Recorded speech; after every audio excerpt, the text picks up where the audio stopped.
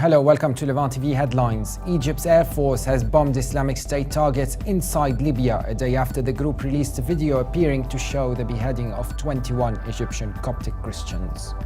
Iraqi Prime Minister Haider al-Abadi says there had been a recent acceleration of support from the US-led coalition in the fight against the Islamic State group. The Gulf island nation of Bahrain says it has deployed fighter planes to Jordan a day after it announced plans to send troops to the kingdom. Iran has denied reports that Supreme Leader Ayatollah Ali Khamenei wrote to US President Barack Obama in response to an October letter mooting cooperation against the Islamic State.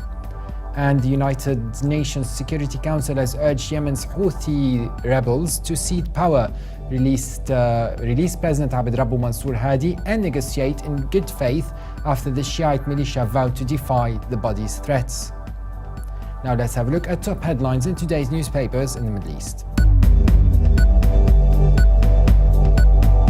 From Beirut, the Daily Star leads reporting that high-ranking March 8 figures have criticized former Prime Minister Saad al-Hariri, saying the speech he made to mark the 10th anniversary of his father's assassination was a show of support for the new Saudi leadership. The paper also reports that Middle East Airlines chairman Mohammed Al-Hout says the company has reduced surcharge costs to reflect the recent drop in oil prices. The Egypt Independent leads reporting that French President François Hollande and his Egyptian counterpart Abdel Fattah al-Sisi have called on for the United Nations Security Council to meet over the security situation in Libya and take new measures after Egypt's Air Force bombed Islamic State targets there. The paper also reports that a film producer has impersonated a deputy interior minister in order to embezzle from several public figures, whom he asked to donate to the Long Live Egypt Fund as well as other charity projects. From the UAE, the Khalij Times reports that more than 4,000 US soldiers based at Fort Carson, Colorado, are heading to Kuwait, where they will take over as one of America's largest ground forces in the region after President Obama asked Congress to authorize military action against Daesh militants. The paper also reports that a hacker group has stolen as much as $1 billion from banks and other financial companies in 30 countries, including the United States, since 2013 in an unprecedented cyber robbery. And now papers here in London. The Independent leads Middle East news reporting that ISIS have reportedly cut off the hands of 3 women as punishment for unknown charges and publicly flogged men for using mobile phones. In the group's stronghold of Mosul, Iraq's second largest city, militants are said to have banned the use of private mobiles amid fears residents could act as informants to the US-led coalition bombing ISIS positions.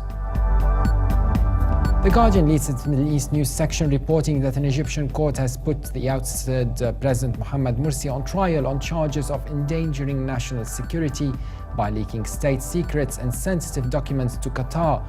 Morsi, who was toppled by the army in 2013 after mass protests against his rule, remained defiant, insisting he was Egypt's legitimate president despite facing several court cases. The Telegraph leads Middle East news section reporting that Israeli Prime Minister Benjamin Netanyahu has clashed with Denmark's chief rabbi after seizing on the weekend's deadly shooting in Copenhagen to call on European Jews to immigrate en masse to Israel. Rabbi Jair Melchior said that he was disappointed by the comments of Mr. Netanyahu, who made a fresh plea for Jewish immigration. Now let's have a look at international papers. From Beijing, the Global Times reports that the Islamic State group in Libya released a video on Sunday purportedly showing the beheading of 21 Egyptian Christians, which enraged President Abdel Fattah al-Sisi, who warned of responses to the death. Sisi delivered a televised speech hours after the release of the video, saying that Egypt reserved the right to respond in a suitable way and time to punish these murderers.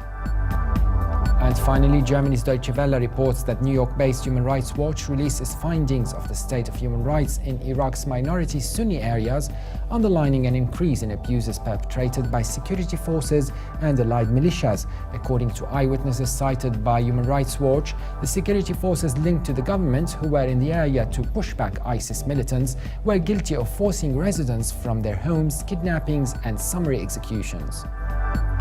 And for more updates, please visit Levant.tv.